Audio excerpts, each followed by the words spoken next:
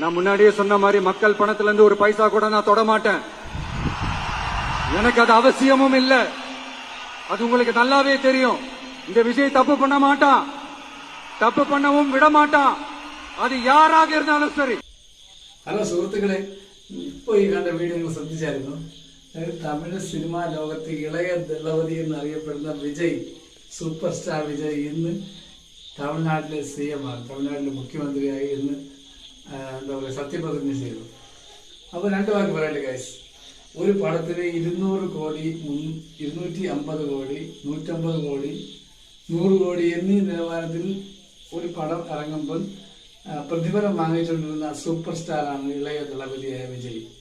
എന്നാൽ ഈ തൻ്റെ എന്താ പറയുക ആ ഫിലിം ഫീൽഡിൽ നിന്ന് വിട്ട് ഒത്തിരി നാളൊന്നും ആയില്ല.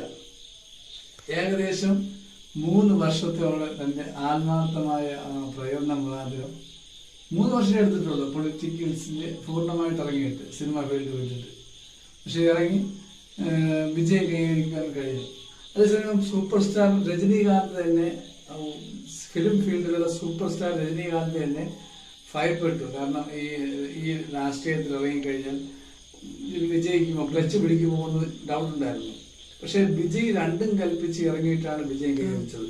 അതുപോലെ ഫിലിം ഫീൽഡിലുള്ള കമലഹാസൻ, എല്ലാവർക്കും അറിയാം, സൂപ്പർ സ്റ്റാർ കമലഹാസൻ ഇറങ്ങി 8 നിലയിൽ പൊട്ടി രാഷ്ട്രീയത്തിൽ ഇറങ്ങിയിട്ട്.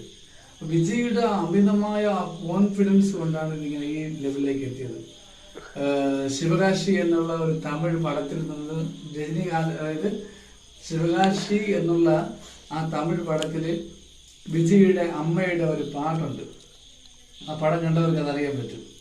അതിൽ പറയും നീ താനേ മുഖ്യമന്ത്രി എന്ന് അതിൽ പറയുന്നുണ്ട്, സ്റ്റാർട്ടിങ്ങിൽ അത് പറയുന്നുണ്ട്. അതേ പടത്തിന്റെ പോലെ മുഖ്യമന്ത്രിയായി ചുമതലയേറ്റു. അതുമാത്രമല്ല, തമിഴ്നാട്ടിലെ 18ാമത്തെ മുഖ്യമന്ത്രിയാണ് വിജയ്. 18ാമത്തെ മുഖ്യമന്ത്രി, 17ാമത്തെയാണ് സ്റ്റാലിൻ. സ്റ്റാലിൻ കഴിഞ്ഞ അടുത്ത് വിജയ്. സ്റ്റാലിൻ പിന്നെ മുഖ്യമന്ത്രി CM, തമിഴ്നാട് CM ആയിട്ട് ഇറങ്ങിയിട്ട് 10 ലക്ഷം കോടിക്കണക്കിന് ഖജനാവില് നഷ്ടം വരുത്തി. അതായത് ബാധ്യത, തമിഴ്നാട്ടിലെ ജനങ്ങൾക്ക് ബാധ്യത വരുത്തിയിട്ടാണ് ഇറങ്ങിയത്.